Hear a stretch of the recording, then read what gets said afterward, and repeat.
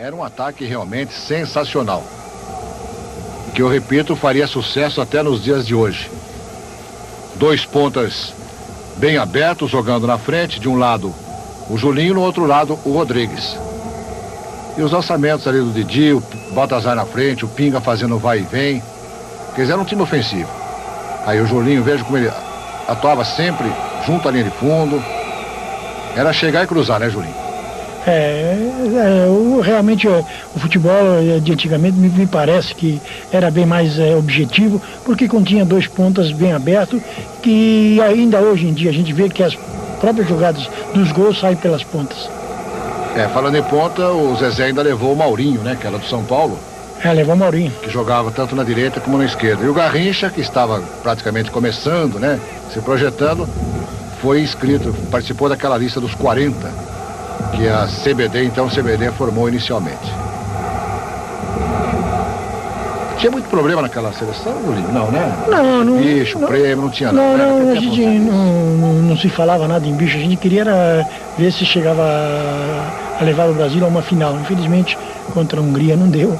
O Brasil sentiu um pouco a pressão da própria os diretores, que só falavam vamos dizer, uma guerra contra a Hungria, quando não é nada disso. Futebol é de jogar dentro de campo. Essa seleção praticamente foi um combinado Rio-São Paulo, né? Paulistas e cariocas. Nesse jogo aí, principalmente. Sem dúvida alguma. Aqui começou. De carioca, só o Zezé Moreira, que praticamente era, por estar muito ligado ao futebol carioca, era considerado carioca. E o Yugoslávia meteu medo ou não? Vocês estavam tranquilos? Olha, veja bem, Góes, tem um fator relevante, né, que eu vou contar agora. Talvez alguns torcedores já saibam do que aconteceu. Os jogadores iugoslavos, porque nós começamos a correr demais e a querer ganhar, porque houve uma prorrogação nessa partida. E os jogadores iugoslavos faziam sinal para nós maneirar. Quer dizer, a gente não entendia o idioma deles, a gente queria ganhar. E depois fomos saber, à noite no hotel, que com o simples empate o Brasil estava classificado. Quer dizer, uma ironia, onde o futebol do Brasil naquela época era um dos melhores do mundo, não sabia o regulamento. O empate classificava os dois, né? Classificaria os dois na próxima fase. E nós não sabíamos. Por isso que a gente observava os jogadores da Iugoslávia fazendo sinal para nós, para não correr tanto, para parar, para maneirar. A gente queria ganhar. E teve aos 36, 37 minutos do segundo tempo, quase que nós perdemos o jogo com o Mitic, que meteu lá na trave. Vocês sentiram muita diferença no jogo do México com esse aí da Iugoslávia ou não? Sem dúvida alguma. Né? Mas era uma escola totalmente diferente, era uma escola dificílima, onde justamente naqueles anos ela estava em grande estrela, o futebol iugoslavo, e se tratava de uma grande seleção, com Beara, com Mitic, quer dizer, sem dúvida alguma, uma grande seleção, uma das melhores do mundo. Nós falamos em ataque arrasador, Julinho, mas aí você trabalhando pela direita, mas é bom lembrar que a defesa do Brasil também era uma coisa de tirar o chapéu, O Pinheiro, o Nilton Santos ali no miolo atrás, né? A formação era diferente naquele tempo, era 2-3-5, né? Era diferente. E nós jogávamos com 4-2-4, né? Jogávamos 4 na frente. Jogava eu, o Pinga, o Baltazar e o Rodrigues na frente. Tinha o Brandãozinho, o Bauer no meio de campo. Quer dizer, sem dúvida alguma, o Brasil era fortíssimo. Talvez foi considerado uma das 3 melhores equipes do Mundial de 54. Falamos do Pinheiro e do Nilton Santos e do gol o Castilho, que aparece muitas vezes, né? Foi bem nesse Mundial Castilho, né? Ele foi bem até a partida com a Iugoslávia. Na partida seguinte, até a gente estava com a esperança que o Zezé deixasse o Veludo no gol.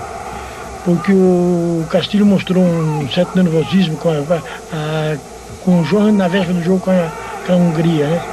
Então, foi fator essencial, porque aos 10 minutos nós já estávamos perdendo 2-0. E o Brasil, a Alemanha também começou o jogo contra a Hungria, perdendo de 2-0, levando um baile, né? Na final. O Brasil, você falou no Veludo, que era um grande goleiro, foi um grande goleiro. O Brasil levou, além do Castilho, o Veludo e o Cabeção, né? Cabeção. 3 goleiros. Também base Rio-São Paulo, mais uma vez. Bom, e era a tônica do futebol, era Rio-São Paulo.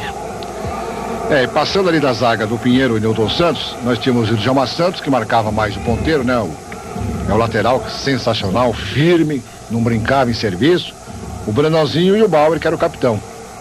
O Brandãozinho ficava ali mais plantado junto ao Newton Santos e ao Pinheiro, e o Bauer fazia um pouquinho mais um jogo assim de líbero, né? Naquele tempo não tinha líbero, né? Não tinha líbero. Tinha praticamente os dois que trabalhavam no meio de campo, né? Que era o Didi e o próprio Brandãozinho, o próprio Bauer, que alimentava o ataque. O Pinga descia raramente, quer dizer. Então era um futebol que a gente se entendia. Quer dizer, tivemos em 53, na Copa do Sul-Americano de 53, era a maioria. Em 54 foi a maioria desses jogadores. E na Copa do Mundo foi essa equipe que procurou acertar. Infelizmente pegamos na terceira partida a Hungria. Tinha uma torcida brasileira, não era muito grande, mas tinha, né, Julinho? Tinha. Acompanhando esse Mundial. Tinha. Naquele tempo também era fácil ganhar dinheiro, né? Como hoje, né? O torcedor ia mesmo. Sem dúvida, né? Zama Santos, que juntamente com o Newton Santos depois acabaria se consagrando, os dois se consagrando no Mundial de 58 na Suécia, juntamente com o Didi também, fazendo parte aí desse time na partida contra o Yugoslávia. Segunda partida do Brasil nas disputas do Mundial de 54 na Suíça. Aliás, esse Mundial teve um recorde de inscrições. 38 países se alistaram para as eliminatórias. E, curiosamente, a Argentina não se inscreveu, nem a União Soviética. Duas forças do futebol mundial naquela época não se inscreveram. A preparação física, o atendimento médico, naquele tempo, tudo isso se assemelhava aos dias de hoje, Julinho, ou não? Não, diferente, não, né? Totalmente era diferente. Mais precário, né? Era mais precário. Quer dizer, hoje em dia o atleta é muito mais preparado fisicamente. Aí o gol do Zebeck, aos 4 minutos da prorrogação. Ai, Castilho, ele foi, a bola passou. 1-0 para a Iugoslávia. Os jogadores da defesa do Brasil, um olhando para o outro, e os europeus aí comemorando, festejando. Aí a saída brasileira. É que aí era a nossa despedida logo na segunda partida, né? Tinha que pelo menos empatar. Tinha que menos empatar. E depois de fazer 1-0, a Iugoslávia se retrancou ou não? Ficou na frente? Olha, buscando não havia assim, era um futebol ofensivo das duas equipes. O que eu acabei de frisar anteriormente, que eles faziam sinal quando empatou o jogo, para que nós não corrêssemos mais, que... Estava muito bom. Estava muito bom, né? Então a gente não entendia nada do que eles falavam. Então foi por isso que nós pegamos também a Hungria logo 2 dias depois, exausto, porque 120 minutos de luta ali, querendo classificar o Brasil. Eles viram rapa no Pinga, e o Brasil trabalhando, insistindo, buscando pelo menos o gol do empate.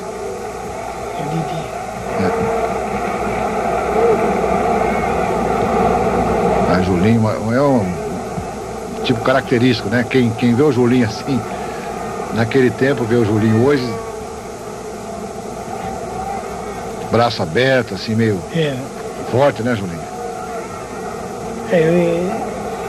Até um pouco alto para esse ponto, eu tinha 1,80 m, né? Mas você não começou na ponta, né? Não, eu era meia direita. Quem te o Milani, que eu fui treinar no Juventus eu treino no Corinthians na quarta-feira, e na outra quarta-feira eu treino no Juventus. Então o Milani falou que minha característica de muito veloz e gostaria de me experimentar na ponta. Foi daí que comecei a treinar na ponta, e assinei contrato na sexta-feira, domingo joguei em Jaú com o Juventus, e na ponta direita. Daí pra frente sempre fui com direita. Esse 1-0 para a Iugoslávia Tava duro. Doendo o coração, né? É isso aí que nós se matamos. E já estamos na prorrogação e dava 1-0 para eles. E dava para correr bem, a preparação física respondia. Dava, porque o jogador brasileiro, ele gostava de correr, né?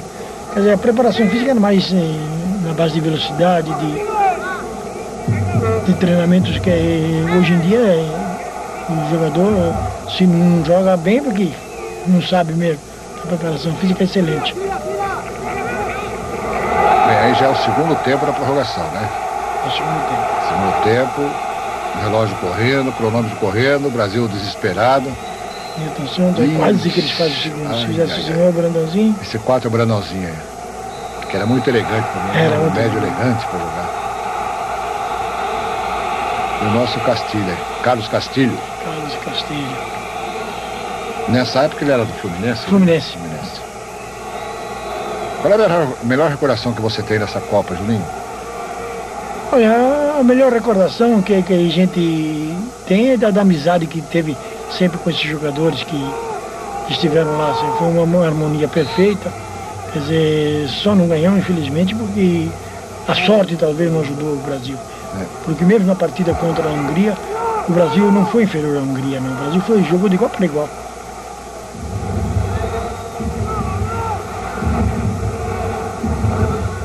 Os senhores notam que a preocupação do Brasil era atacar em massa. Estava encurralando. Parece que descia com 20 jogadores ao invés de 10, porque o Castilho ficava lá atrás.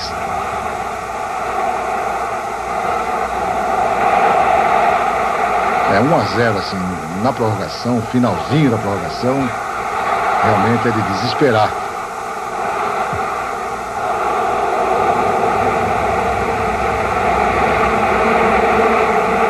Aí o Didi e o gol. Faltando 4 minutos para terminar a prorrogação. Veja onde o Didi colocou essa bola no cantinho esquerdo, lá em cima. Aí tudo bem, empate, salvava todo mundo. Festa de um lado, festa de outro. Era o segundo compromisso do Brasil nesse campeonato mundial. Nesse mundial o Brasil estreou um uniforme novo, né? Era a camisa verde e calção azul. Não, era o verde e amarelo, né? Verde e amarelo. Verde e amarelo. E por isso passou a ser chamado de Seleção Canarinho. Antes predominava o azul e o branco. Olha o Didi. Aí já está mais tranquilo, estava no empate. Nessa altura deveria vir uma ordem ali. A ordem, né? Que vão tranquilizar que estamos classificados, né? Eles estavam tranquilos. Eles estavam sabendo. Eles estavam sabendo. Quando eles falaram para nós não correr, a gente queria ganhar da Hungria, da Iugoslávia.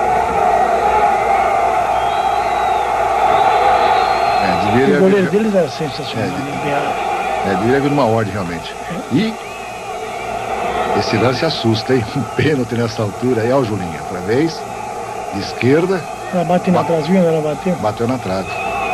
Bateu no poste. Né? Bateu no poste e não entrou. Você chutou de esquerda, né?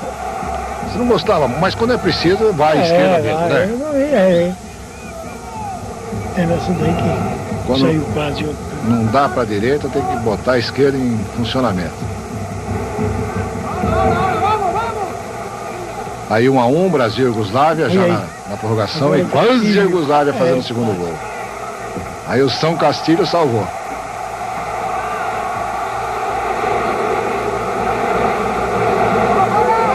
O placar identifica 1-1, Brasil, Iugoslávia.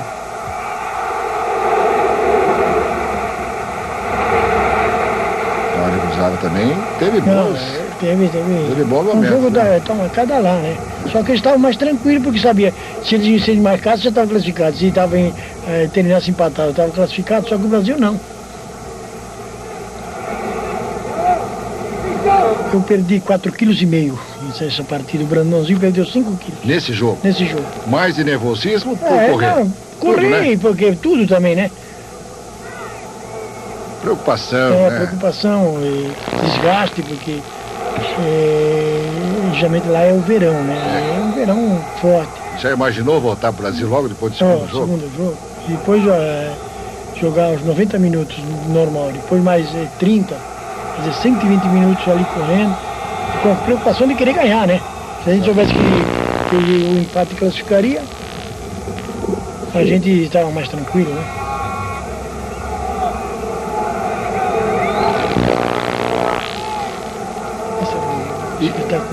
E o banco não transmitia nenhuma mensagem para vocês ali? Eles não sabiam também. Não, nem, só para ganhar, né? Só para ganhar. Vamos jogar para ganhar. Não é para ganhar, só tentar se classificar. Bem, esses são os instantes finais, um sufoco terrível. Está terminando a prorrogação, 120.